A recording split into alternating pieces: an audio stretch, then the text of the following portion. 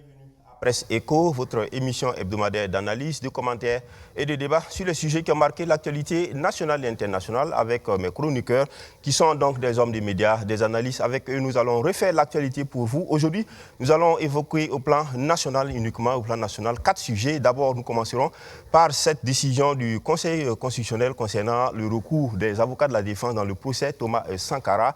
Nous allons aussi revenir également sur la CEDEAO, les décisions donc, de la CEDEAO concernant la transition burkinabé. On se rappelle, une délégation ministérielle était donc passée dans la capitale. Nous allons analyser également ce sujet. Et puis, troisième sujet, nous parlerons de la mise en place donc, de cette assemblée législative de transition dont on connaît à peu près les membres qui sont donc, suite à un communiqué, on a vu un peu les visages des régions et aussi ceux qui ont été désignés par certaines autorités. Et puis enfin, nous allons terminer sur les décisions militaires en ce moment au niveau de l'armée. On voit qu'il y a un rappel donc, des militaires retraités, mais aussi des possibilités au fait de retraite pour certains officiers supérieurs. Nous allons donc évoquer cet ensemble de sujets avec mes invités sur ce plateau. À ma droite, déjà, Blaise Ketga. Blaise Ketga est directeur de publication de YAM Info. Merci Blaise d'être sur ce plateau. Et à ma gauche, Maître Kielem Apollinaire de Tambela. Il est avocat inscrit au barreau. Il est président du CRI, qui est le Centre de recherche internationale et de stratégie. Merci Maître d'être là. Et puis juste à la gauche de Maître Kielem, Lengani Isaka, journaliste directeur de publication de L'Opinion. Merci Lengani. Et puis enfin, dernier invité, André Eugène Ilboudo, directeur de la radio des écoles. Merci André Eugène d'être sur ce plateau. Pour commencer, donc, premier sujet, il s'agit donc de cette décision du Conseil constitutionnel qui a, en tout cas, jugé infondé les recours aux fins d'inconstitutionnalité d'un certain nombre d'articles du code pénal, notamment les articles 313-1, 313-2, des avocats de la défense, notamment Moumouni Kopio, au nom donc de Palm Arzouma, et puis de Maître Victoria Nebié et de Maître Maria Kangili, au nom donc des accusés Thibaut Ouedraogo et Bassoubé Traoré. Alors, le Conseil constitutionnel n'a pas donné, on va dire, suite favorable à cette requête. Maître Kelem, qu'est-ce qu'il faut comprendre par cela? Est-ce que le Conseil s'est défaussé ou a pris une décision qui entrait dans le droit? C'était tout à fait normal. Autant c'était normal, n'est-ce pas, pour les avocats de poser la question, autant il faut se poser la question sur l'opportunité de le faire. Parce qu'il était évident que le Conseil constitutionnel ne dirait pas que l'attentat à la sûreté de l'État est anticonstitutionnel ou bien est constitutionnalisé. Voilà. Je ne sais pas si je me fais comprendre. Hein. Voilà. Parce que quel est le rôle du Conseil constitutionnel? Le rôle du Conseil constitutionnel, c'est d'assurer la sécurité juridique et la paix politique. Et c'est d'ailleurs même le même rôle que jouent les juridictions en matière de droit privé ou de droit administratif.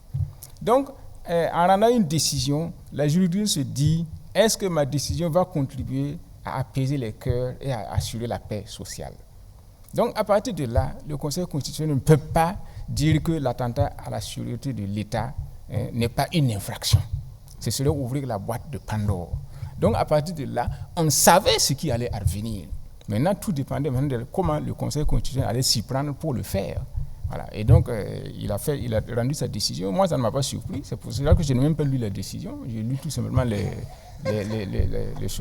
fin là.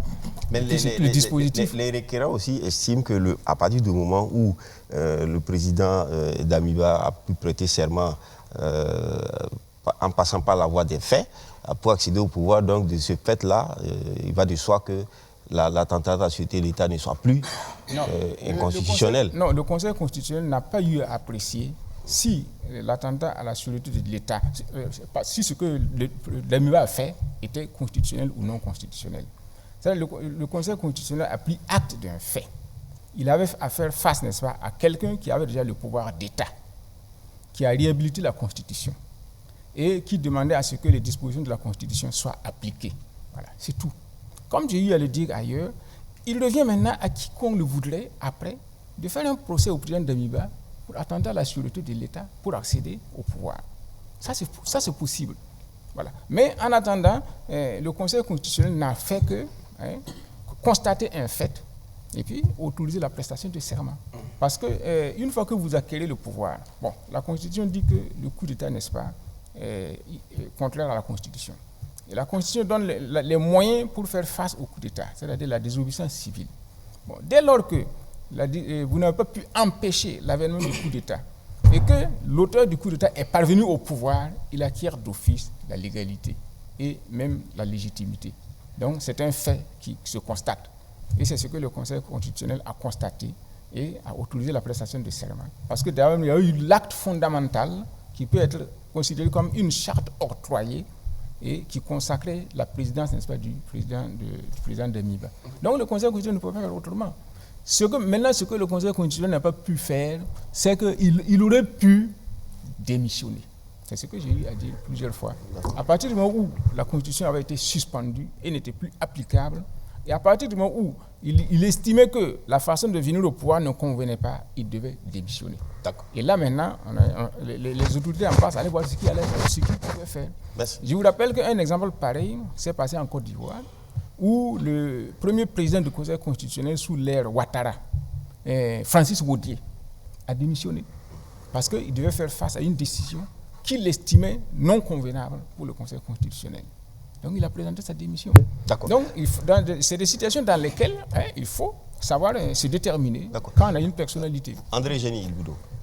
J'imagine que les juristes là vont avoir de la matière, vont avoir du grain à moudre avec tout ce qui s'est passé, parce que ces derniers temps-là, ce qui s'applique, c'est comme ce que les Mossé le disent, si la force emprunte le chemin, la raison s'écarte du chemin.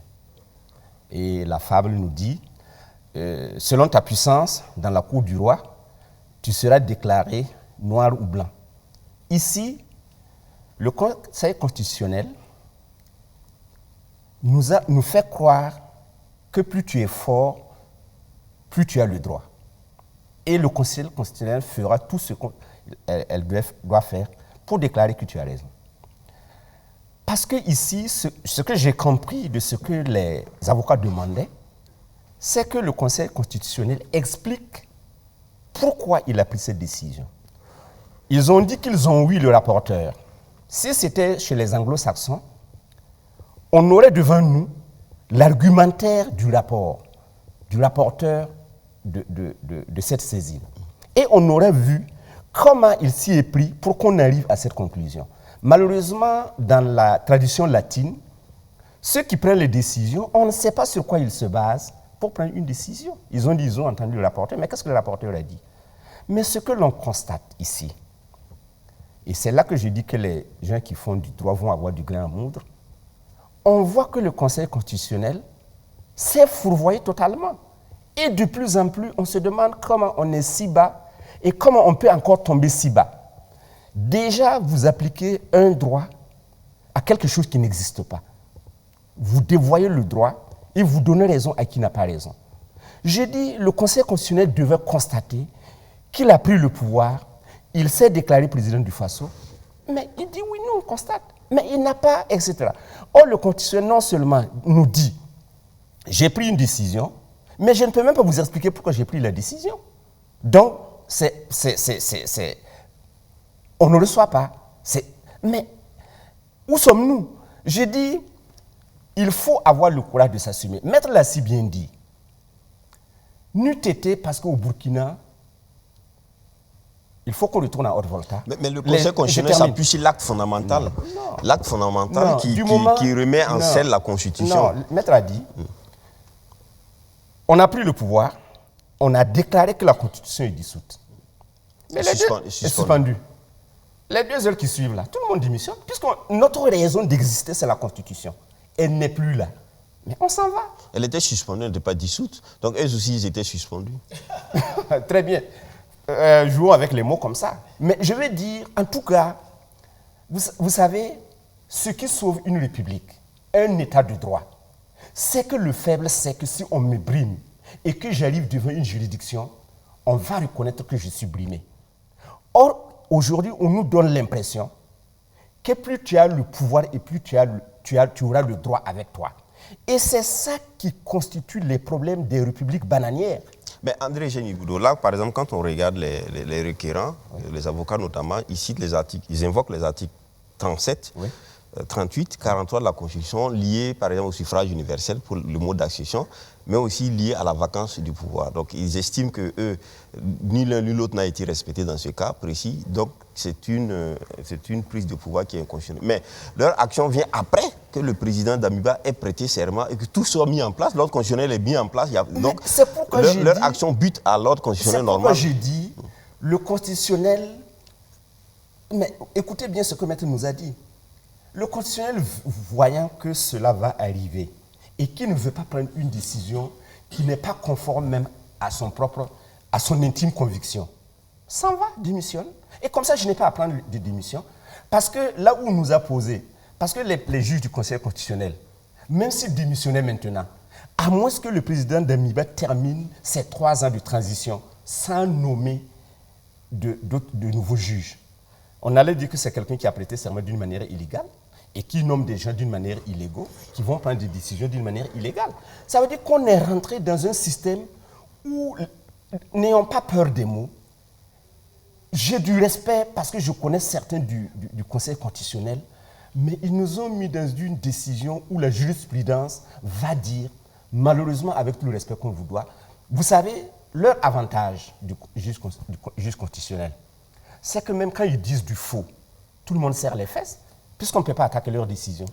Si ça c'était en première instance, on serait allé à la cour d'appel et on serait allé en cassation.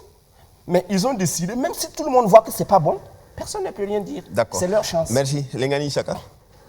Alors, il semble que, quand on regarde un peu, il y a 2 situations. Le recours des avocats est venu après, comme si c'est après que l'ordre constitutionnel ait été rétabli normalement et que tout était normal. Et donc, les juges constitutionnels sont dans une position où ils sont totalement en phase avec toutes les prérogatives, où ils n'ont plus de problème. C'est comme si ce qui s'est passé concernant donc l'investiture ou la prestation des serments du président Damiba était fini. C'était l'autre épisode maintenant. Bon, de manière globalement, je vais... c'est une situation qui moi me révolte. Qui me révolte parce que, une fois encore, les Burkinabés laissent l'essentiel, qui est dans le drame que vivent pratiquement 3/4 des populations de ce pays qui sont sous le joug du terrorisme, pour l'accessoire. Moi, je souhaiterais que notre plateau se déporte à Djibo pour mener un tel débat. Ce que les populations nous diraient. Et cela dit, je me dis que les Burkinabés aussi sont très forts dans quelque chose, c'est l'hypocrisie à ciel ouvert. C'est-à-dire, on ne regarde pas là où on a trébuché, mais c'est là où on est tombé. Le Conseil constitutionnel est dans son droit. C'est ce qu'il fait depuis longtemps. C'est-à-dire, comme Maître l'a dit, prendre des décisions qui, selon lui, apaisent la situation.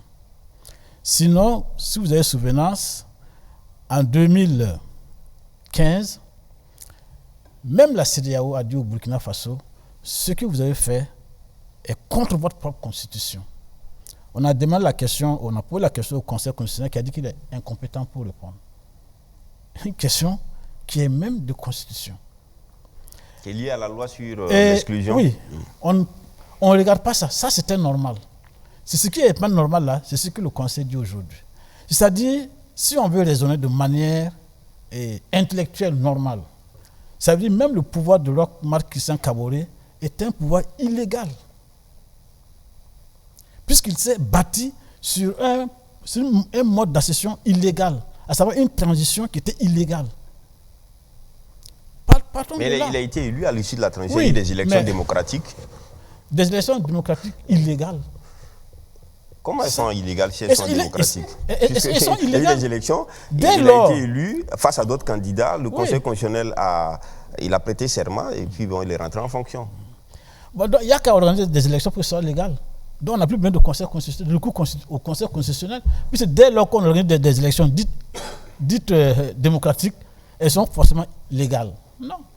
Je pense que ça allait trop vite en besoin. Je dis, pour revenir aux choses sérieuses, je crois que le Burkina Faso a autre chose à faire aujourd'hui, surtout les intellectuels, que d'ergoter sur cette question de la Constitution. Et puis, c'est tellement facile pour les gens de s'asseoir, critiquer le Conseil, alors que la même Constitution là vous donne le droit de désobéir. C'est la Constitution permet au Burkinabé, si vous considérez que le pouvoir là, illégal, l'accession au pouvoir est de manière illégale, là, vous pouvez manifester. Vous ne faites pas ça. Vous gardez d'exercer votre droit, votre devoir même. Vous gardez d'exercer ça et vous dites au Conseil constitutionnel, vous voulez démissionner, vous voulez dire faire ceci, vous voulez faire cela. Si vous-même vous ne posez pas des actes citoyens qui permettent au Conseil constitutionnel de pouvoir effectivement agir. Parce que comme l'a dit Maître, je suis tout à fait d'accord, le droit, ce n'est pas pour foutre la merde entre griffes. C'est aussi en fonction de la situation sociale. C'est aussi en fonction des forces en présence. Bon, mon ami André Eugène dit, bon, quand tu vois la justice, c'est selon tu es fort ou faible, bon, le droit est dit. Mais c'est connu de tout le monde. C'est connu de tout le monde qu'en dehors de la justice divine, la justice des hommes, c'est toujours basé sur le rapport des forces. Que ce soit au Burkina, en Chine, en URSS ou en Grande-Bretagne, que vous citez. C'est la justice divine, effectivement, tranche en fonction effectivement de ce que lui, Dieu, a décidé. Alors là, sinon, les hommes, on sait partout, la loi, c'est une affaire de rapport des forces. Mais la preuve, c'est que la loi même évolue. Mais une fois qu'elle est écrite, on la respecte. Non, mais son respect n'est pas lié à un rapport de force. Si c'est écrit, c'est écrit. C'est écrit, mais c'est ce qui est écrit qui évolue. C'est les hommes qui ont écrit, non?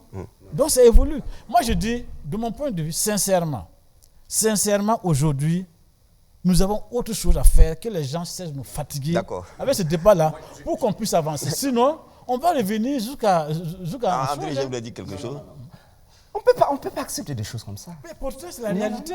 Mais on ne peut pas accepter. Mais pourtant, on ne peut pas accepter que ce soit le plus fort qui brime le plus faible. Et on dit, bon, attendez, quand vous irez au paradis, le bon Dieu va... Je termine. Eugène, le plus fort, là, c'est vous, si vous mettez dans la rue pour contester ce qui est dit. Non, mais vous ne le faites pas. Non, attendez. C'est vous le plus fort, c'est le citoyen qui est le plus fort. Non. Si le citoyen refuse de s'assumer Lengani, et il rejette la balle sur les autres, moi je dis ça, c'est de l'hypocrisie. Alors qu'il était le plus fort. Ah, oui. Non, Lengani, je dis on ne peut pas laisser dire des choses comme ça. Si on nous dit aujourd'hui que la justice des hommes n'a rien à faire pour apaiser des situations, ça veut dire que vous allez devant le tribunal. Le plus fort arrive avec une Kalachnikov parce qu'il a tué le petit frère ou bien l'enfant du plus pauvre. Le juge dit, comme il est hérité avec une Kalachnikov, on sait que c'est lui qui a tué. Mais pour apaiser la situation, on va lui dire que c'est lui qui a raison. C'est ce que vous voulez nous dire. On ne peut pas faire des choses comme ça. Non, si on veut calculer à l'absurde. Non, si on veut calculer à l'absurde. Mais c'est ce que vous nous dites. Non, je termine. Non, si c'est ça, non, nous sommes là. C'est un peu... Tu commences par descendre le juge. Lengani Isaka, c'est un peu connu comme étant une maxime qui voudrait que la loi soit le résultat du rapport de force du moment. C'est ce qu'on dit souvent. Mais c'est ça qu'on accepte. Alors je pense que c'est ce que Lengani disait. C'est ça qu'on ne peut pas accepter. La loi, sinon, ce n'est pas la loi sous forme de... Non, moi je ne suis pas juriste. Oui. Je parle sous le contrôle des juristes. Pourquoi on nous dit nul ne peut se faire justice lui-même? Si vous avez un problème, allez devant le juge, il va vous dire le droit. Or, le droit là, c'est donner raison à qui a raison, comme disent les Mossés, et continuer à aimer la personne que l'on aime. Or, on nous dit, si on ne t'aime pas, tu n'auras pas raison. On ne peut pas accepter qu'on nous dise ça devant nous et d'une manière... En fait, la lbon, loi dit bon, si vous avez affaire à un pouvoir anticonstitutionnel, vous mettez dans la rue, vous désobéissez. Vous ne le faites pas. Vous le faites pas. D'accord, on va couper. En ce moment, merci. Mais qu'est-ce que tu as fait? On va poser la question à... Vous dites aux autres. On va poser la question à Blaise Kentka sur ce sujet. Blaise Kentka analyse. Les juges constitutionnels ont tranché et se sont appuyés sur le fait que les actes, notamment les communiqués publiés par le MPSR, notamment l'acte fondamental, sont des actes à valeur juridique et qui ont remis en place l'ordre constitutionnel normal, etc. Et que par ce faire-là déjà, c'est suffisamment légal pour continuer. Bon, personnellement, je pense qu'il n'y a que les naïfs qui croient en cette histoire du droit, ou du moins des institutions en Afrique capables donc de sauvegarder l'essentiel des aspirations des populations, parce que Il y a un célèbre écrivain qui disait que en droit, les finances, plutôt il disait que les finances priment le droit. Pour dire que lorsque les institutions doivent naviguer au gré d'un groupuscule d'individus, doivent naviguer au gré des superpuissants du moment, ce qui est, pour moi, on peut sauver, c'est d'être constant dans les principes d'appréciation. Parce qu'on considère les institutions comme étant des infrastructures assez neutres et capables donc de garder l'équilibre de la res publica. Maintenant, si on est dans une situation où les institutions peuvent être manipulées comme on veut, ça pose un problème même de survie des peuples à long terme. Et dans le cas spécifique du Burkina Faso, ce n'est pas une première, comme Maître l'a dit, ce n'est pas une première en Afrique, ce n'est pas une première aussi au Burkina, que ce qu'a soulevé M. Lengani, qu'en fonction de ceux qui ont le pouvoir du moment, on manipule les institutions. Et c'est dangereux et pas étonnant. Pas étonnant parce que quand vous parlez on dit généralement en droit que nul n'est censé ignorer la loi. Quand vous prenez 100 Burkinabés, combien connaissent même la définition même du Conseil constitutionnel? Et allez-y dans les institutions. Vous arrivez dans l'administration publique, il y a des directeurs généraux même qui ne savent même pas ce que veut dire le Bluetooth d'un téléphone. Et comme on le sait, vous avez vu des interviews un peu partout où des gens vous disent que non, je suis venu en politique par hasard, c'est mon ami Salfo qui m'a dit de venir, on va rentrer en politique. Donc on ferme son magasin pour aller en politique. Et moi je dis, les deux ismes que nous portons tous les jours, c'est le sababoïsme et le yaoupéisme.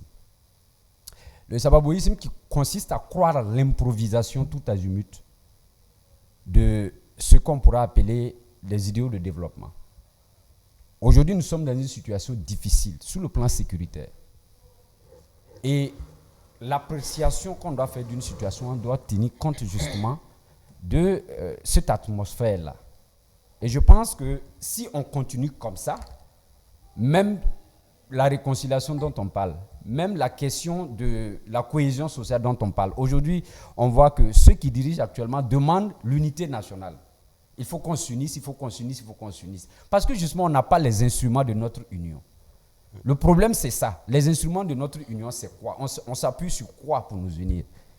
Et moi, je dirais que notre histoire récente montre qu'il y a des gens à partir de qui on peut fédérer un certain nombre d'énergie pour parler de cette unité. Mais sur le plan institutionnel, on a créé beaucoup d'institutions, mais aujourd'hui, on s'appuie sur quoi pour parler d'unité nationale? Alors donc, le Conseil constitutionnel a donc raison non. de privilégier la voie de la sagesse qui soit plus, qui mène vers la stabilité. Est-ce que le Conseil avait le choix?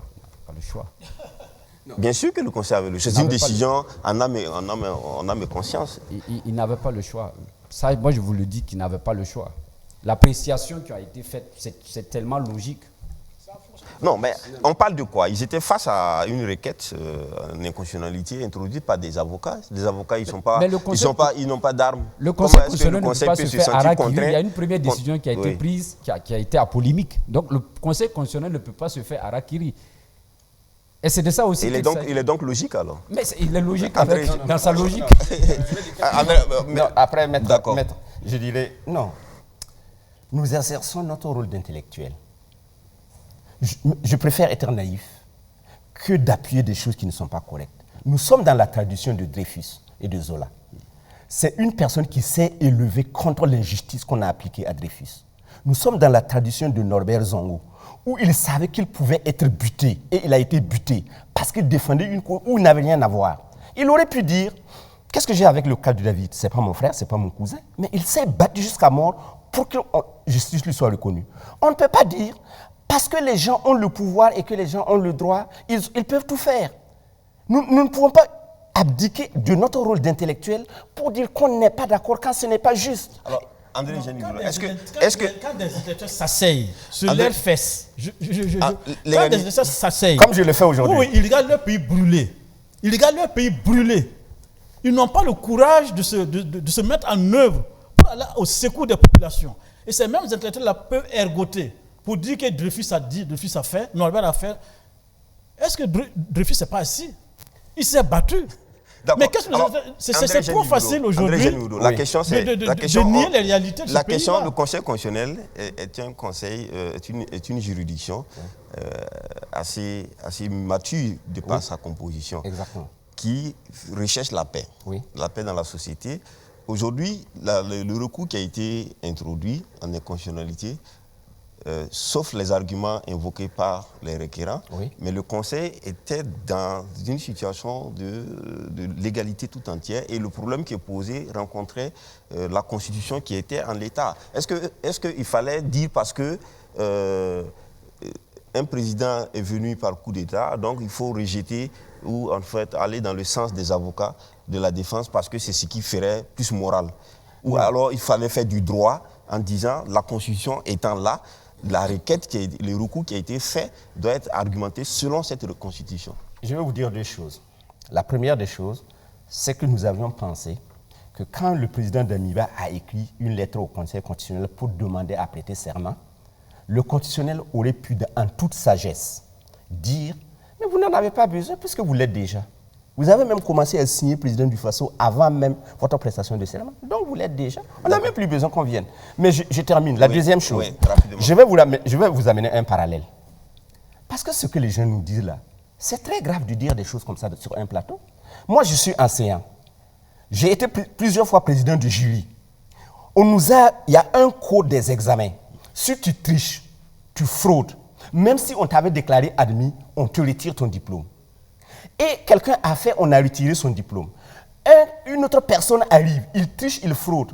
Et nous, on s'assoit, on dit non, comme c'est l'enfant de M. Lengani, on va lui donner son diplôme sans problème. Celui à qui on a retiré le diplôme vient nous dire, ah, comme vous avez retiré mon diplôme avant-hier pour les mêmes causes et les mêmes faits que l'enfant de M. Lengani a fait, est-ce que vous pouvez me remettre mon diplôme puisqu'on est sur le même pied d'égalité? Et moi, je dis en tant que président du jury, non, je ne te remets pas ton diplôme parce que tu n'es pas l'enfant de M. Lengani. C'est ça la justice? D'accord, merci. C'est ça. Mettre la parole à Maître maintenant. Maître Kilema la parole. Après, je voudrais quand même réagir. Lengani et puis il faut trop parler. Ouais. Il faut au moins démocratiser les débats. On est en démocratie. Sinon, ce n'est pas la peine que Kendra et moi nous soyons ici. D'accord. Voilà. Vous avez la parole, Maître. Non, ce que je voudrais dire est que je suis tout à fait d'accord avec Lengani. C'est parce que nous sommes dans un pays que nous débattons comme ça, au frais. Donc, ces gens qui ont pris le pouvoir, là, ils avaient une motivation, la sécurité. Et tout le monde les attend sur ce point-là. C'est ça d'abord notre priorité. Maintenant, débattre sur la prestation de serment, tout ça, c'est pour les intellectuels et c'est pour les professeurs de droit qui le feront comme ils le voudront, n'est-ce pas, à longueur de pages et de livres, quand il y aura la paix sociale, quand la paix va revenir. En attendant, nous sommes face à une situation. Attendons qu'ils essaient de régler ce problème-là et on leur posera la question maintenant de voir comment ils sont venus au pouvoir. Ensuite, deuxièmement, je voudrais rappeler ici que quand les Français sont venus pour coloniser le Burkina Faso, en 1896, le Moro Naba qui était au pouvoir, c'était le Moro Naba Wopoko. Wopoko était venu au pouvoir par un coup d'État, avalisé aussi par le Conseil des sages. Oui. Ce n'était pas lui qui devait prendre le pouvoir. Il a pris le pouvoir par un coup d'État. Donc c'est pour vous dire que ce soit ici ou que ce soit ailleurs, hein, comment je vais dire là, la conquête du pouvoir d'État, une fois que vous avez ça, vous êtes reconnu en tant que chef suprême. Ensuite, ce que je voudrais aussi ajouter est que, comme a dit Lengani, la Constitution prône la désobéissance civile pour faire échec au coup d'État et à toute usurpation de pouvoir. Nous l'avons vu ici en 2015. Quand l'ami de Isaka, Gilbert Diendéré, a tenté de faire son coup d'État, qu'est-ce qui s'est passé? Les gens ont usé de la désobéissance civile et de la résistance pour s'opposer à ce coup d'État. Je l'ai déjà répété ici. L'armée n'est intervenue qu'en ultime recours. Et même sans l'armée, la population aurait eu raison de Diendéré, parce que tout était déjà grippé. D'accord. Voilà. Donc, or ici, la population n'a pas usé de ça pour s'opposer au coup d'État. Donc, ce qui veut dire que la population elle-même a avalisé le coup d'État. D'accord. Non, je n'ai pas terminé. Non, je n'ai pas terminé. Oui, je n'ai pas terminé. Allons-y. Eux, ils ont eu beaucoup de Ici, temps. c'est moi qui donne le temps ici, maître. Ah oui? Donc, allez-y. Non, c'est pour un rappel. Oui, mais allez-y. Nous sommes en démocratie. Oui, bien sûr. Non, c'est pour dire que... non, c'est par rapport à ce qu'André Eugène a dit. D'accord. Il faut dire que, comme il y a une maxime qui dit là, quand vous avez de bons juges et de bonnes procédures, le contenu des lois n'a plus d'importance. C'est pour dire que le contenu des lois dépend des juges que vous avez en face. D'accord. Est-ce que vous avez vu? Et le travail du juge, c'est quoi? C'est la normalisation de la société, c'est la paix sociale. Même quand le droit est clair, etc., si le juge voit qu'en l'appliquant, il va aboutir à l'absurde, il le motive de telle sorte à éviter l'absurde et l'insécurité sociale. Merci. Voilà. Merci. C'est dans ça que naît la jurisprudence et les revirements de jurisprudence. D'accord. Merci. Voilà. Merci. Lengani, une seconde. Non, c'est pour dire à André et Jeanne que, en le prenant au mot, moi je suis outré que nous ergotions ici sur ces questions-là, alors qu'à Falaguntu, alors qu'à Dori, alors qu'à Djibo, les gens sont dans une situation incroyable. Je trouve que ça, c'est irresponsable. Je pèse mes mots. Et je dis, aujourd'hui, on est effectivement, comme l'a dit M. Tambela, face à un fait accompli. Je termine. On est en démocratie, les gens sont libres de leurs opinions, de leurs convictions aussi. Oui, mais c'est justement à cause de ça qu'il faut respecter le peuple. Pas la démocratie, c'est pas contre le peuple. C'est pour le peuple. Et pour le peuple, c'est quoi? Ça veut dire s'occuper des problèmes du peuple. Merci, Lengani. Et c'est ça l'essence même de la démocratie. Non. Et je veux dire, l'exemple qui a été pris, à savoir mon fils auquel on donne choses, moi je pense qu'il ne faut pas caricaturer. On est quand même sur un Merci, plateau sérieux. on va passer au second sujet. On parle de la CEDEAO. On est au sérieux quand même. On parle de la CEDEAO, Lengani. La CEDEAO est passée, donc la mission ministérielle donc, est passée rencontrer les autorités de la transition. Ce que dit donc la représentante, celle qui était chef de mission. Nous avons pu... le président d'Amiba a donné des réponses que nous allons transmettre à la conférence des chefs d'État et du gouvernement de la CEDEAO. Elle dit ensuite que ce qui affecte le Burkina Faso nous affecte tous et ce n'est pas dans ces moments difficiles que la CEDEAO va abandonner le Burkina Faso. Ça, c'est Mme Shirley Ayoko. C'est compliqué de dire, mais bon, c'est la ministre des Affaires étrangères du Ghana. Alors, mais il s'est dit aussi que la CEDEAO ne semble pas en accord avec les 3 années que le Burkina, la transition burkinabé s'est octroyée. Qu'est-ce que vous pensez, Ketka? Non, je pense que ça, par rapport aux 3 ans, ça peut évoluer. Hein. Ça peut évoluer parce que... Évoluer, c'est-à-dire plus ou moins? Non, je vais dire que ça va dépendre d'un certain nombre d'enjeux. Hein. Parce que il faut se rappeler, il n'y a même pas... C'est la semaine dernière, non? Le président du conseil d'administration de la CEDEAO a dit qu'il allait, par rapport au cas malien, qu'il allait contacter donc, le président des chefs d'État, en l'occurrence M. Emmanuel Macron. Donc la situation... Le président des chefs d'État, Emmanuel Macron? Je parle du président du conseil d'administration. De l'administration de la CEDEAO. La CEDEAO n'a pas de conseil d'administration. Non, je veux dire simplement que, bon... La CEDEAO, il y a la commission, et il y a la conférence des chefs d'État. Oui. Après ce qui s'est passé au Mali, c'est une caricature. Ah oui, le président du conseil d'administration de la CEDEAO, c'est Emmanuel Macron. Ah bon? Voilà. Donc, selon bien voilà. sûr. Donc ça va évoluer. Ça, c'est une opinion de Blaise et ça va évoluer. Ça, c'est mon opinion. Ok, d'accord, voilà. Alors, ça va évoluer avec le rapport que cette même France aura avec le Burkina Faso, à savoir l'installation de la force Barkhane. Et à l'intérieur aussi, il y a un certain nombre d'accords. Si le Burkina tire trop, la CEDEAO mettra la pression sur nous. Alors, si on continue dans cette dynamique qui est celui d'aller doucement et de parfaire les choses progressivement, je pense que la CEDEAO n'aura d'autre choix que de nous accompagner. Mais pour l'instant, la France, par le biais de la CEDEAO, est en train de courtiser le Burkina Faso pour qu'on soit des enfants polis.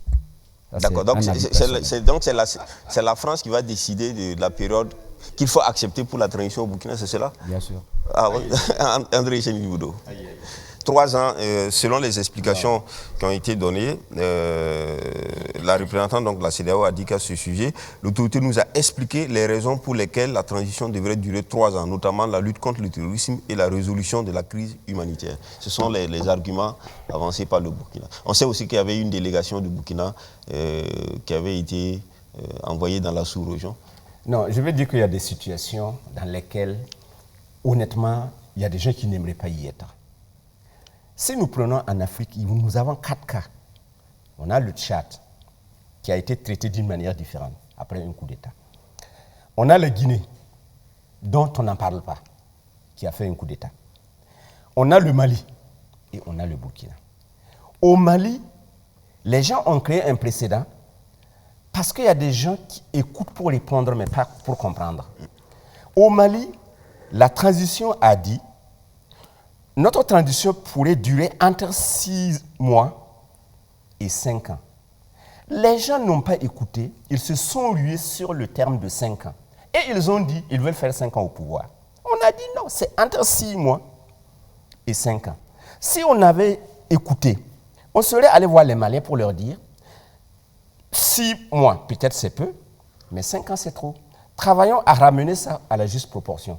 Peut-être qu'il serait arrivé à 2 ans ou à 3 ans et la CEDEAO pourrait quitter. Mais André, Je termine. on dit aussi que l'intention vaut l'acte. Alors le Burkina a dit 3 ans, c'est 3 ans ferme. Non, moi j'y arrivais. Vous m'avez coupé. Entre 2 mois et 3 ans. On a dit 3 ans ferme. Le Mali dit entre 6 mois et 5 ans. Mais on considère que l'intention est là de faire 5 ans. Non. Ce sont des gens. Par exemple, quand les gens qui ont écrit la charte de la transition, là, les 15 qui ont travaillé là, ils ont dit vous allez travailler gratuitement à l'Assemblée législative. Mais on a vu quand les gens sont arrivés là. Ils ont dit on ne travaille pas gratuitement. Ils ont dit prenez au plus 20 ministres. Quand les gens sont arrivés, ils ont pris 25. Donc ce n'est pas ce que les gens proposent ce que les gens font comme proposition qui est arrivé à terme. J'ai dit les gens sont contre le Mali. Et les gens se ruent sur le Mali sans même écouter ce que le Mali dit. Mais là, on est au Je Burkina, termine. Là, on est au Burkina mais c'est pourquoi j'ai expliqué pour arriver. Maintenant, les gens sont pris au piège. Le Burkina a dit clairement, les Burkinabés ont dit, notre transition va durer 3 ans. Les gens sont embêtés. Parce qu'ils disent, nous, on ne veut pas punir le Burkina parce qu'on va vous accompagner, etc. etc. S'ils repartent pour négocier avec le Mali, en ne punissant pas le Burkina pour les 3 ans, le minimum qu'ils vont donner au Mali, c'est aussi 3 ans. Or, peut-être s'ils avaient négocié là, peut-être que ce serait 2 ans.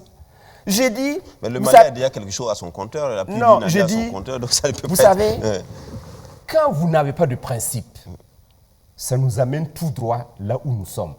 Parce que ceux qui ne défendent pas les principes, mais ceux qui dépendent selon ce que la personne qui a devant soi là. Voilà là où on en arrive. C'est avec le Conseil constitutionnel pour ne pas revenir. D'accord, merci. Lengani Parce qu'il n'y a pas de principe. Lengani Isaka, on sait que la société burkinabé dans son ensemble est en phase avec les 3 ans arrêtés par les assises et que les autorités portent aujourd'hui. Est-ce que concrètement la CEDEAO peut être vraiment entendue par le peuple burkinabé si il fallait dire moins que 3 ans ou quelque chose du genre, il faut sanctionner, etc. Bon, moi je crois que quand même notre situation est particulière, quoi qu'on le veuille, par rapport au Mali, à la Guinée et au Tchad, nous avons quand même une situation particulière où c'est un pays qui était en voie de disparition. Ça, c'est évident, c'est clair, c'est net. Si ce pays-là continuait 6 mois, peut-être que les djihadistes parleraient aujourd'hui comme sur nos échangeurs. Ça, c'était une évidence. Donc, il a fallu arrêter la machine. Bon. Maintenant, ceux qui sont au devant des choses, ce qui est quand même intéressant de noter, c'est que ceux-là qui étaient sous le contrôle, plus ou moins, de la junte, c'est-à-dire la commission technique, a proposé, mais la décision a été prise finalement par un collège élargi à l'ensemble des assises, donc à l'ensemble des forces sociales plus à gauche. On peut ergoter sur la désignation, le mode de désignation des gens, mais c'est quand même une structure qui est relativement indépendante des militaires. Donc ça veut dire quand même qu'il y a une certaine légitimité dans cette prise de décision et qui s'appuie sur la situation concrète du pays. Bon, effectivement, je suis d'accord avec André Eugène pour dire, bon, ça a fait problème pour la CEDEAO d'accepter aujourd'hui les 3 ans que le Burkina demande, alors qu'ils n'ont pas le choix que d'accepter, parce que le revers, si la CEDEAO refuse, c'est que le Burkina va se mettre dans le même cas que le Mali. C'est-à-dire il va aller dans les brancards. Aller vers Wagner et la Russie, et puis, c'est ça? Bon, ça sera ce que quelqu'un disait tout à l'heure aussi, ça va être très contre-productif pour la France. C'est là que nous parce que pour manifester contre voilà, ça veut dire, en ce moment, je suis sûr... On va appliquer le principe de la désobéissance civile contre la CEDEAO. Je suis convaincu que vraiment André Eugène va être devant et moi derrière pour dire à la France que non. À la CEDEAO. Pour dire à la CEDEAO, non. Nous sommes dans une situation particulière nous avons dit, nous voulons 3 ans. Laissez-nous. Et c'est tout à fait compréhensible. 1 an pour vraiment stabiliser, faire face effectivement. Et ça a commencé. Bon, 2 ans pour faire les réformes et 1 année pour voter. En quoi est-ce que c'est compliqué à comprendre ça? Et puis, c'est la situation du Burkina Faso, ce n'est pas la situation de la Côte d'Ivoire, ni encore moins du Niger ou du Togo. Il semble que ceux qui veulent, ceux qui ne sont pas tout à fait d'accord, bon, c'est des gens qui eux-mêmes devraient balayer devant leur propre porte. Et si ça doit aller jusqu'au bout des manifestations, mais on le fera et on leur dira ce qu'ils sont en réalité. D'accord. Et je pense que on n'a pas intérêt à ça. Et le Burkina Faso est aujourd'hui un verrou dans le combat contre le tourisme. Si on s'amuse à le fragiliser, c'est-à-dire si la CEDEAO termine le travail des djihadistes, c'est-à-dire pas des sanctions, en ce moment que chacun récolte ce qui va lui arriver. Maître, quelle analyse que fera la CEDEAO finalement? Parce que les ministres sont venus, la délégation ministérielle est partie, les chefs d'État vont se retrouver. Ça, c'est des formalités. C'est des formalités qui n'ont pas d'impact, qui n'ont pas de prise sur la réalité. Parce que la réalité est que la CEDEAO elle-même est dans l'impasse. Elle cherche une porte de sortie. Il faut comprendre pourquoi il y a eu les sanctions contre le Mali. Quand Amadou Haya Sanogo a pris le pouvoir en 2012, la CEDEAO a décidé des mêmes sanctions et en peu de temps, Haya Sanogo a cédé. Donc cette fois-ci, la CEDEAO a cru que ça allait être le même scénario. Qu'en décidant, n'est-ce pas, des sanctions extrêmes contre le régime en place, le régime allait finir par céder. Et la CEDEAO a été déçue de voir que non seulement le régime n'a pas cédé, mais il tient toujours. Beaucoup de gens ne pensaient pas que la gêne pourrait tenir jusqu'à ce jour-là avec les sanctions. Or, le régime a tenu. Non seulement le régime a tenu, mais a suscité un petit-fils au Burkina Faso ici. Voilà. Et maintenant, comment faire? Donc, c'est ça le problème. Et par rapport aux sanctions, moi, je ne crois pas du tout aux sanctions. Pourquoi? Quels sont les leaders de la CEDEAO actuellement? C'est Alassane Dramane Ouattara et c'est le président Koufou du Ghana. Or, le Togolais aussi, le Béninois, le Sénégalais. Or, aucun de ces pays-là n'accepterait de bon gré des sanctions contre le Burkina Faso. Parce que s'il y a des sanctions économiques, supposons qu'ils décident de fermeture de frontières avec le Burkina Faso, la Côte d'Ivoire va en pâtir.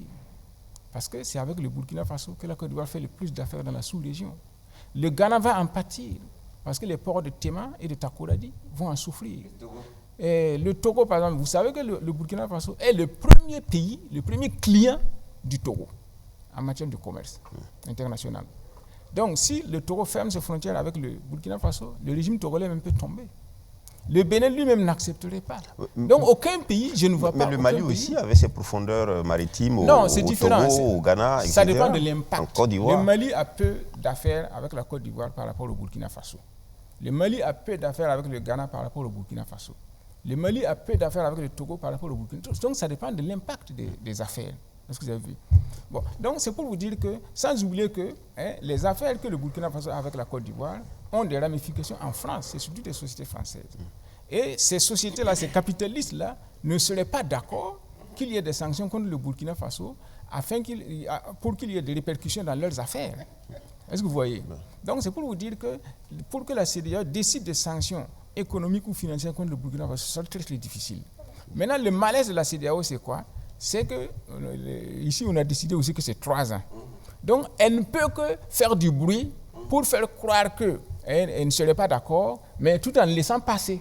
Parce qu'elle n'y peut rien. Okay. Elle ne peut pas avoir, n'est-ce pas, avoir critiqué la décision de la jeune malienne et puis ne rien dire par rapport aux 3 ans du Burkina Faso.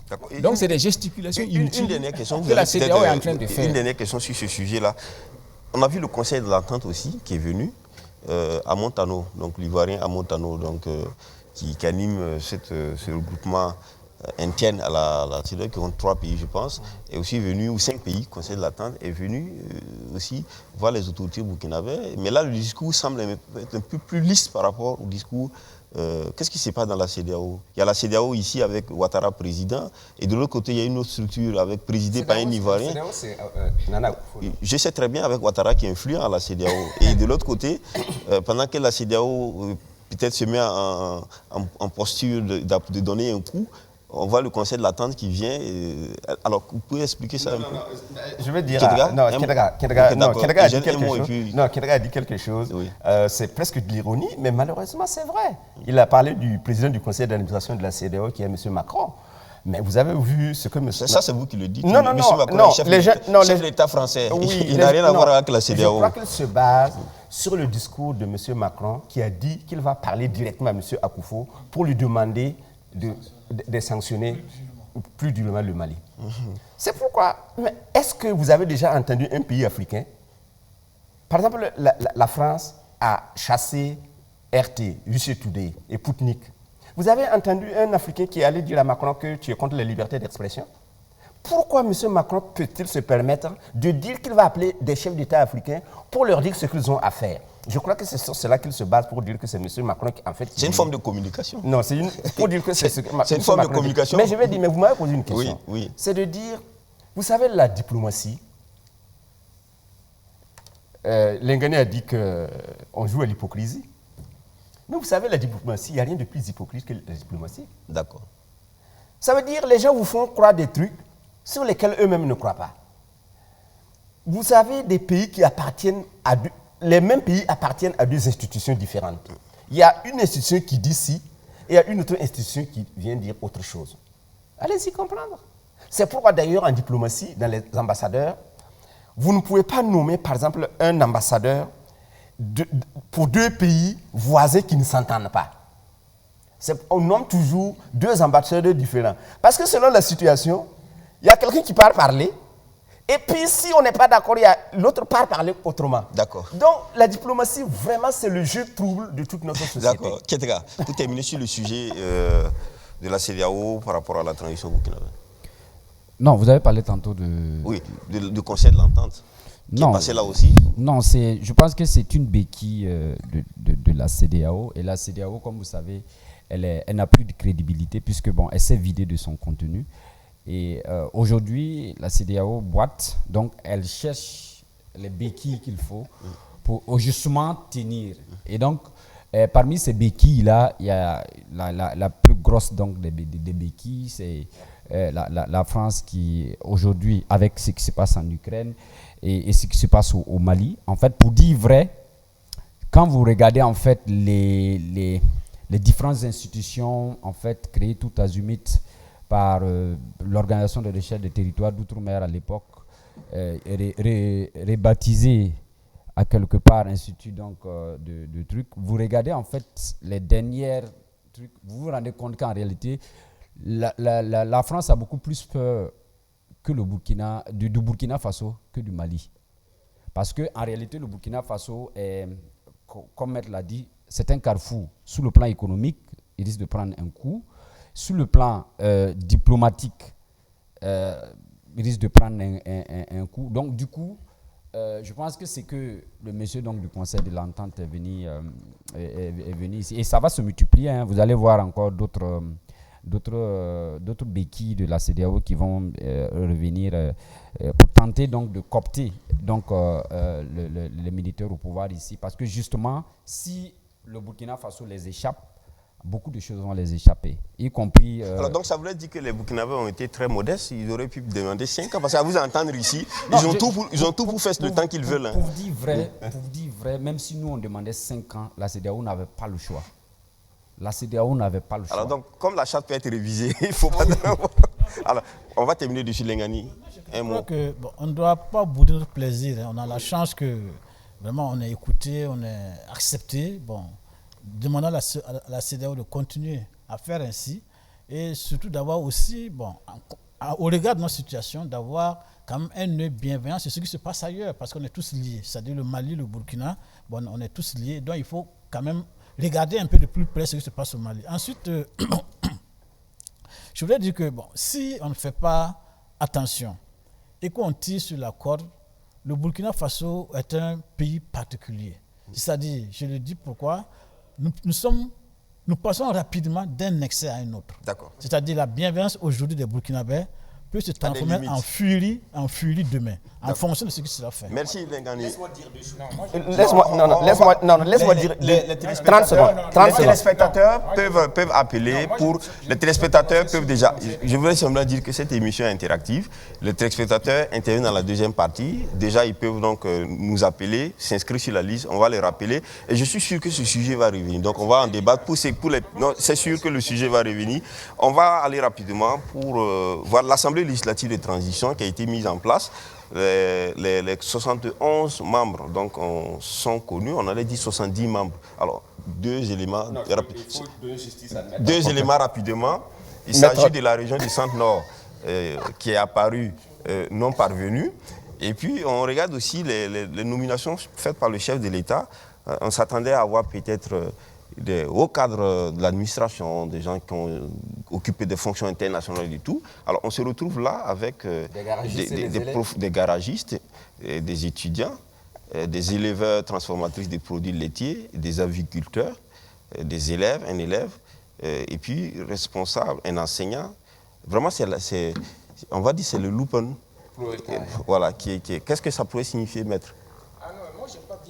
J'ai pas bien regardé la liste. Hein. Ah oui, mais c'est ce que je suis en train de citer. Ça, ce sont des, oui, je viens d'apprendre cela. Parce que le président du FASO devait désigner une vingtaine. Et on voit là, les statuts, les profils des gens qu'il a choisis. Moi, ça me fait plaisir. Ah oui, donc apprendre cela, ça me fait beaucoup plaisir. Oui, parce que moi, je pense que comme les intellectuels traficotent, n'est-ce pas, les aspirations des peuples. Donc, il est nécessaire que ce soit vraiment des éléments du peuple qui soient là-bas. Et donc, ils vont pouvoir trouver un moyen, un canal pour s'exprimer une fois de plus. Donc, c'est pour ça, moi, je pense qu'on aurait pu, c'était une possibilité, mettre les politiques de côté et puis laisser la transition entre les mains de ces gens-là. Le pays, c'est eux. Quand vous prenez le Burkina Faso, vous avez combien d'intellectuels? Parmi ceux qui ergotent, etc., il ne faut même pas 3% de la population. La majorité de la population, c'est quoi? C'est les garagistes, c'est les opérateurs économiques, c'est ceux du secteur informel, etc. Et le pays aussi appartient à tout le monde. Et ce n'est pas tout, il y a des comptables, ouais, ils ont leur mot à dire. Électriciens, voilà. Gestionnaires administratifs. Ils ont leur mot à dire. On n'a peut-être qu'un seul enseignant-chercheur. Je suis tout à fait d'accord avec cette composition et je pense que ça aurait dû même être plus radical. Dans la mesure où être parlementaire, là, ça ne demande pas une qualification spéciale. Hein. Quand il y a eu la transition en 2015, ceux-là même qui étaient là-bas ont dit qu'en peu de temps de formation, ils ont été amenés à niveau. Et il y a le personnel parlementaire qui est là pour appuyer, donc on n'a pas besoin de formation particulière. Ce qui compte dans le Parlement, c'est l'expression de la volonté du peuple.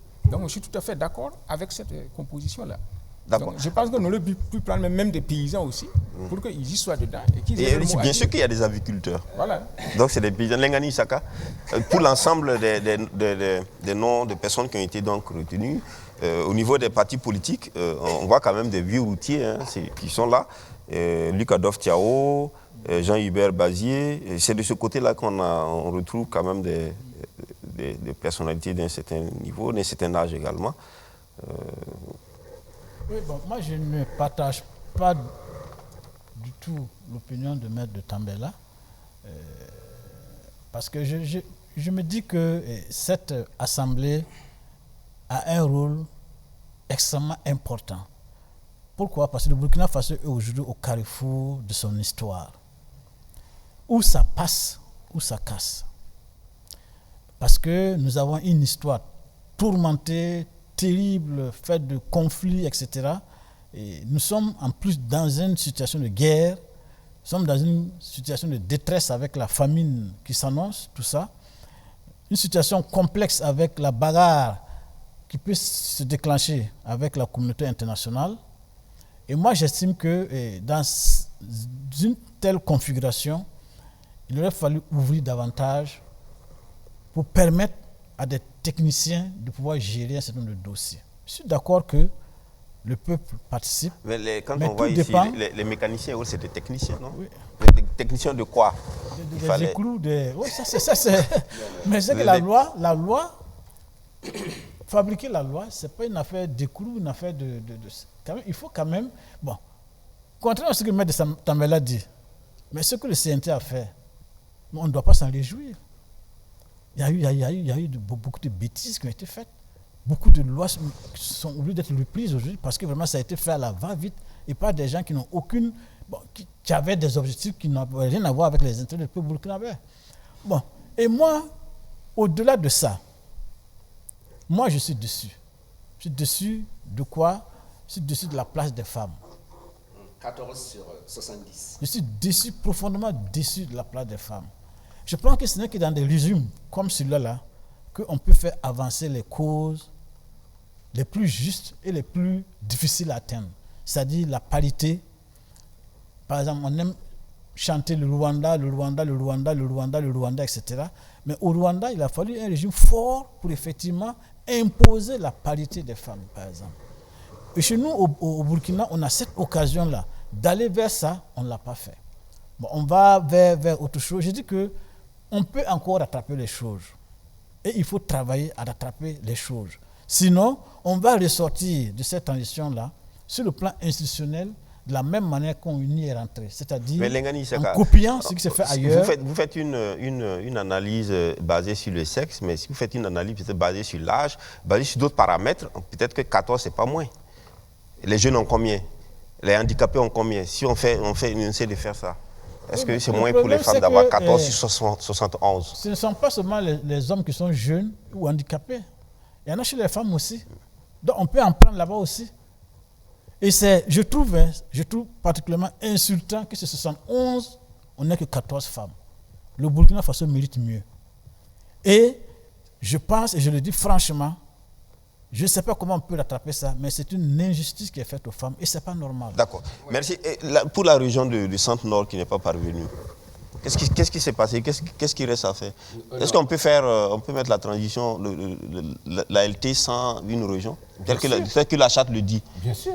La charte donne un nombre précis. Non, ils ont prêté serment. Ça veut dire qu'ils vont envoyer et puis la personne prêtera serment plus tard. Mais cela dit, je dois avouer que sur ce plateau, moi je n'ai pas de complexe.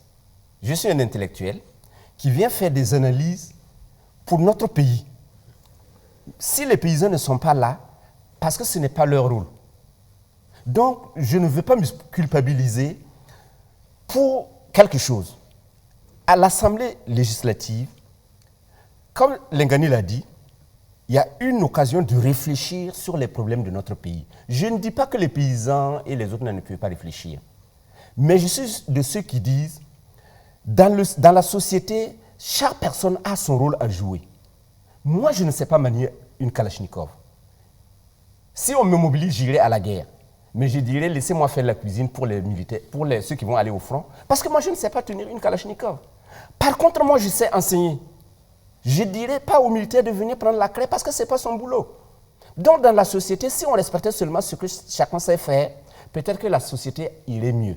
Aujourd'hui, je vois une transition, mais la transition même que Lengani décrit, la transition de 2014 là, elle était composée d'une manière presque équilibrée que ce fourre-tout qu'on vient d'avoir. Il y avait les handicapés, il y avait les socio-professionnels qui étaient, même si lui il dit qu'ils ont fait du mauvais travail. Aujourd'hui, vous envoyez un élève au Parlement. Vous voulez qu'il arrête ses études pour aller devenir député ou c'est quoi? Je dis, et puis vous regardez la composition, regardez les gens qui y sont. Mais André Géniveau, l'élève a son avis à donner et il s'arrangera pour le faire. Il ne s'agit pas de venir, l'Assemblée n'est pas permanente. Ce sont des sessions, 45 jours sur 3 fois l'année. Bon, faisons l'avocat du diable. Mais je vais dire, dans une société qui veut avancer, mettons les personnes à la place qu'il faut. The right man in the right place. L'élève n'a pas de place là, il n'a pas à donner un avis sur les lois qui sont prises dans son pays. Son rôle n'est pas encore arrivé. Sa place en tant qu'élève, c'est d'être sur les bancs pour mieux apprendre, pour contribuer plus tard à la société. C'est ça que je comprends. Est-ce que ce n'est pas un symbole ici qui est apporté? Ce n'est pas une sorte d'inclusion qui est ici. Ce que nous sommes en train de dénoncer. Quand on dit un élève, on sait bien sûr qu'un élève, il va aller à l'école, mais le fait d'être présent, c'est incitatif. Moi, quand on me demande de venir au plateau et qu'on me donne les sujets sur lesquels on va discuter, je prends du temps pour me documenter. Quand j'ai lu les 70 personnes qui sont là, il y a un monsieur, un statisticien, qui a fait même les statistiques et qui a publié. Mais quand vous regardez les gens avec leur profil qui vont là, je vais prendre le cas du professeur Soma. C'est lui qui a été le premier à lever le livre avec la Constitution. Moi, je n'aurais pas cru qu'il va y aller à cette transition. C'est un intellectuel, Oui. il aborde les sujets qui sont face C'est à lui. pourquoi je dis- Ça n'a rien à voir avec sa ce que j'ai présence. dit, Est-ce que ce ça que- a quelque ce chose que à je- voir avec sa présence? ce que je Il ne va prône- pas améliorer les choses. Ce que je prends en tant qu'intellectuel, c'est l'engagement, et l'engagement, c'est le respect des principes. Quand je ne suis pas d'accord avec quelque chose, je ne parle pas m'y mettre. C'est ça le rôle d'un André intellectuel. Génie Boudou, Non, l'intellectuel questionne, il critique objectivement.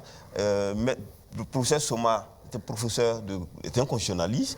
Il y a une situation, il donne une lecture intellectuelle de la situation. Ça n'a rien à voir avec son engagement à aller. Est-ce que ça a quelque chose à voir avec son engagement à aller dans une assemblée de transition? Ce que vous-même vous le savez, par exemple, il y a des gens qui ont été appelés pour être ministres à la transition. Et les gens ont dit, par exemple, Maître Farama, il a dit, je ne suis pas d'accord, parce qu'on lui a demandé, si on vous demandait de venir, est-ce que vous allez aller? Il a dit clairement, je ne sais même pas si on va m'appeler. Mais même si on m'appelle, je ne pars pas parce que je ne suis pas d'accord avec ce qui se fait. C'est ça la position d'un intellectuel. Quand vous n'êtes pas d'accord avec quelque chose, vous ne biaisez pas avec les principes. Or, ce que vous êtes en train de nous dire, c'est que vous pouvez ruser avec vos propres principes. Merci André Génie-Boudou. Kitka a la parole. Alors, je rappelle qu'il y a des agriculteurs, pour ce qui concerne le monde paysan, dans la région, dans la boucle du Moun, les personnalités désignées par les forces vives là, il y a un agriculteur du nom de Bonzi, non Yeza, qui est un agriculteur. Dans les personnalités choisies par les chefs de l'État, il y a, disons, un éleveur, donc éleveur transformatrice de produits, c'est une dame, un aviculteur, donc ça c'est le monde paysan. Alors, Ketka.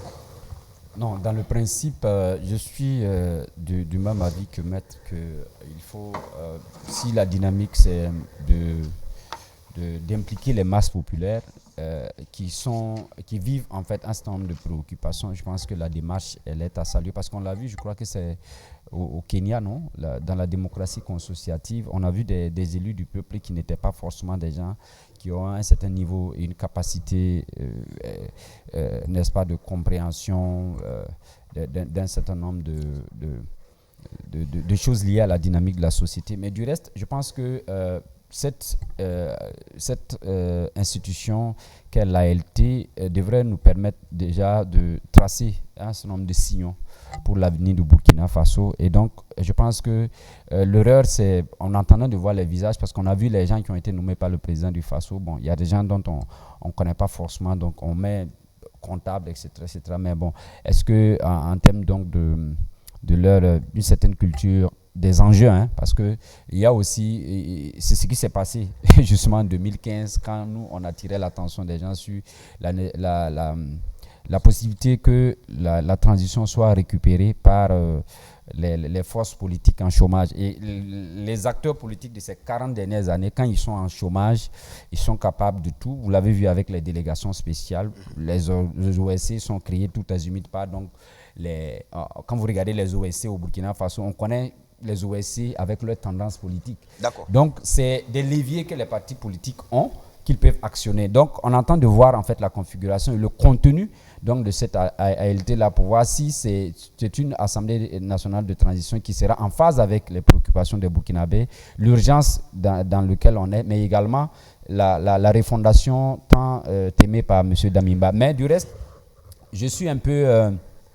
inquiet sur l'arrivée dans cette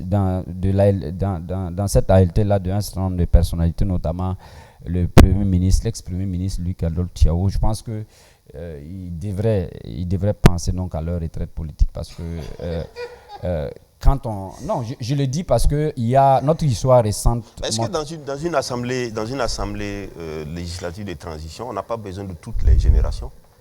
Non, on a besoin de toutes les générations. Pour dire vrai, on a besoin de toutes les générations. Maintenant, on sait la situation dans laquelle on est actuellement. C'est vrai que c'est difficile au Burkina Faso de trouver quelqu'un qui soit totalement neutre politiquement, parce que bon, chacun a soit à un certain moment joué un rôle, etc. Mais bon, quand on a atteint, par exemple, ce niveau de responsabilité dans l'histoire récente du pays, qui a conduit donc à des événements assez difficiles, même si par la suite, il y a eu donc un certain nombre d'efforts de réhabilitation qui ont été faits. Je pense que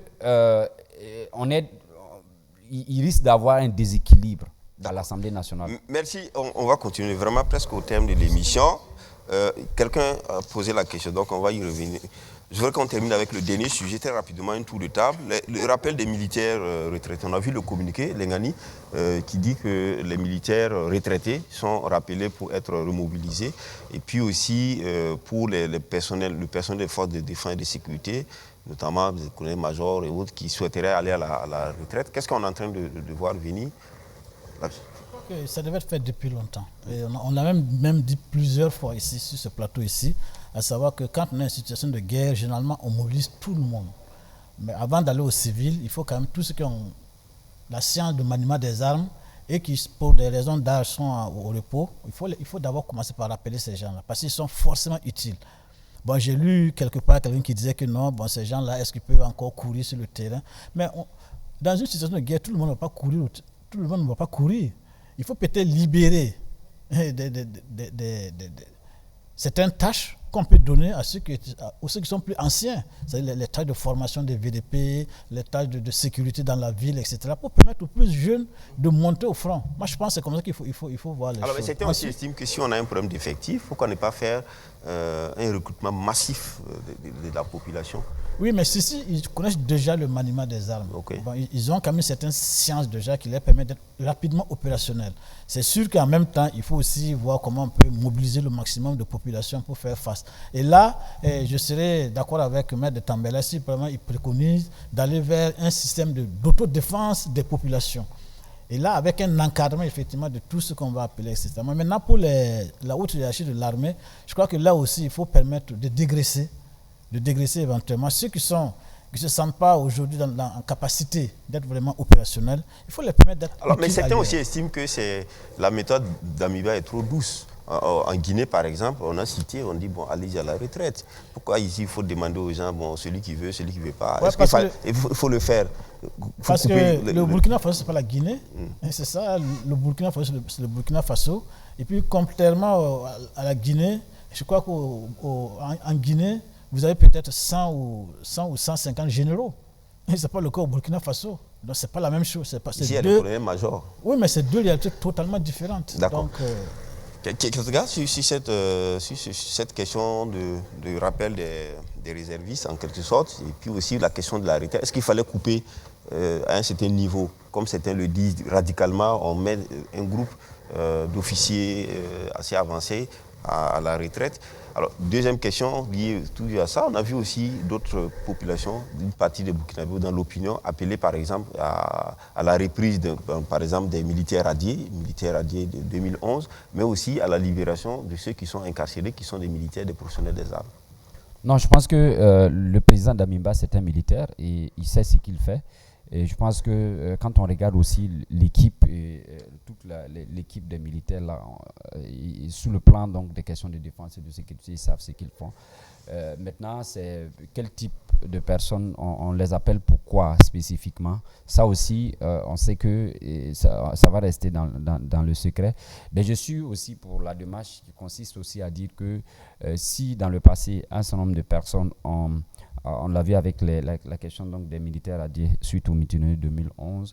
Si ils manifestent donc ce besoin-là, cette envie-là de venir, et que sur le plan judiciaire, ils ne se reprochent de rien, on peut essayer de les réintégrer. Maintenant, pour ceux qui sont incarcérés, il faut aussi faire la part des choses parce que là, tout vouloir donc rappeler tout le monde parce que justement, on a une situation de nécessité de libérer le pays, on risque aussi de créer des précédents. D'accord. Oui. Très rapidement, André Géniboudo, 30 secondes pour mettre sur cette même question. Et puis on va prendre nos premiers téléspectateurs. Je suis dans la logique pour dire... Le premier est déjà en ligne. Alors, on prend quelqu'un de très loin, de la Côte d'Ivoire. Le troisième, d'accord. Jean Tombiano à Ouagadougou, sur la mise en place de l'ALT. Donc, attendez, Assemblée législative de transition. Allez-y, monsieur Tombiano. Allô? Allô? Bonjour. Monsieur Bonjour. Tombiano. Oui, comment vous allez? Un instant, hein, on va faire des réglages ici parce que nous, on ne vous entend pas depuis le studio. Allô?